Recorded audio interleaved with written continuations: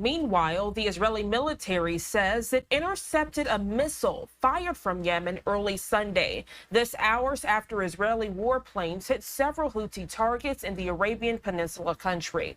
The Israeli airstrikes in response to a deadly Houthi drone strike on Tel Aviv, were the first time Israel is known to have responded to repeated Houthi attacks throughout its 9-month war against Hamas. The burst of violence between the distant enemies has threatened to open a new front as Israel battles a series of Iranian proxies across the region. Joining us live this morning for this breaking news alert, none other than national security expert with the University of New Haven, Ken Gray. Good morning to you, Ken. Always a pleasure. Thank you for being here. Good morning, Janae. Glad to be with you again.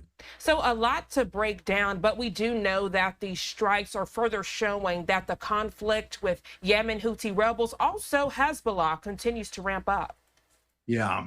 So to put this into perspective, the Houthis conducted a drone strike on Tel Aviv on the 19th.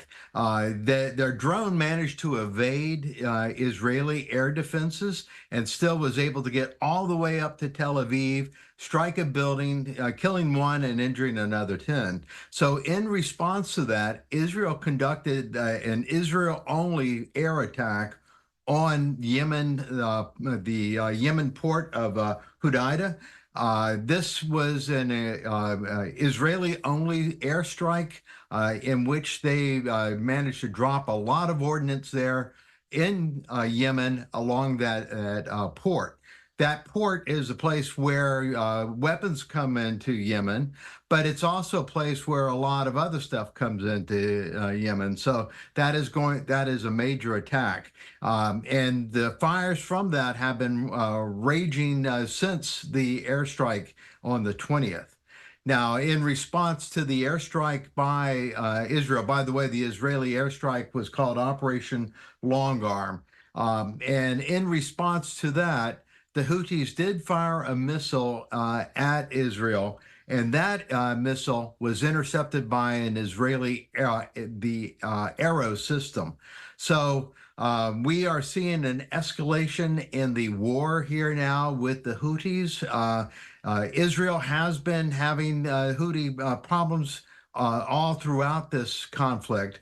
However, this is the first time that Israel has conducted an airstrike on their own against the Houthis. And this was a major strike by Israel, not just at Hamas or against Houthi targets there in Yemen, but against a Yemen port.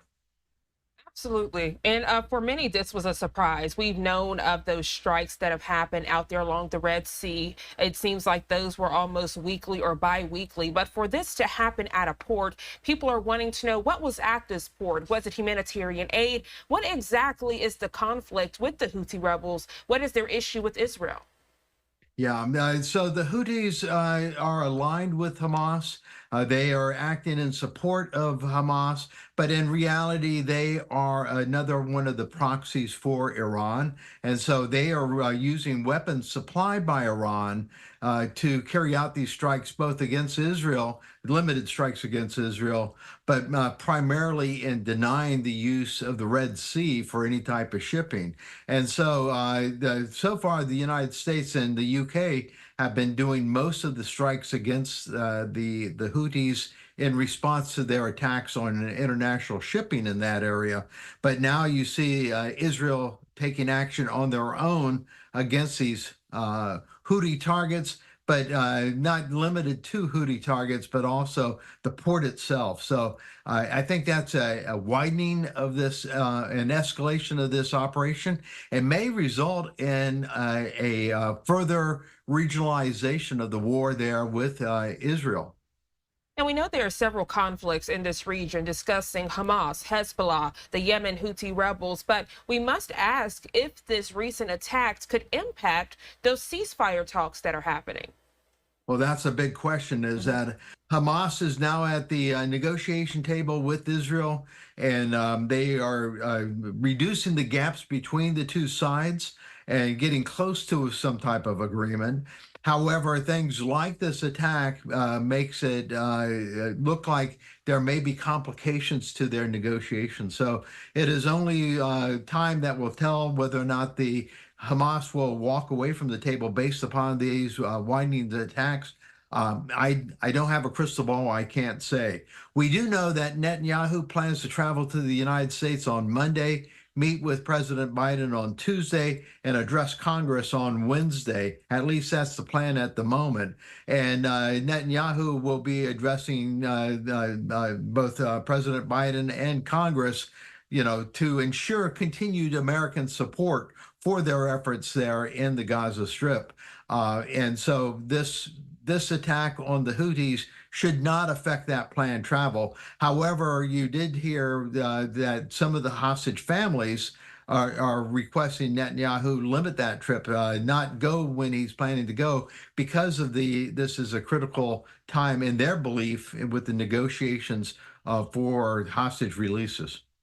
Ken Gray, always a pleasure having you join us bright and early here on Live Now. Thank you so much for your expertise and perspective. Before we let you go, anything else you'd like to add?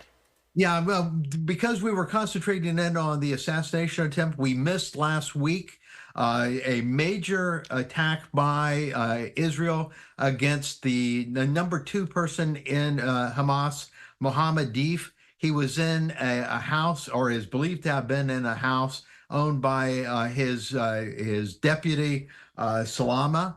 Rafa Salama, who is the head of one of the brigades, the Khan Yunis Brigade. There was 8 bombs that were dropped on this compound in Al-Muwasi. It is unclear whether they actually got Deif or not. There has been no announcement on the part of Hamas about that. However, if they manage to have gotten Deif in the process, this will be a major hit by Israel, because this is the number 2 guy, only after Sinwar as far as importance. Ken Gray, thank you so much for joining us live this morning for this breaking news alert. You enjoy the rest of your day. Thank you.